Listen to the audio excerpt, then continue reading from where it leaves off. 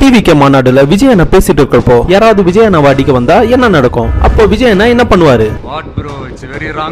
Animated ஹெட்லைனான நம்ம சேனல்ல இத 3D அனிமேஷன் வியூல பார்க்கலாம். 2026 எலெக்ஷனுக்காக விஜய் அண்ணா மும்முரமா மாநாடுல எல்லாம் ஃபயரா பேசிட்டு வராங்க. அப்போ யாராவது ஸ்டேஜ்ல ஏறி அவர் அடிக்க வந்தா ஒய் பிரிவு செக்யூரிட்டி அவங்கள பாத்துப்பாங்க. இந்த ஒய் பிரிவு செக்யூரிட்டினா யாரு?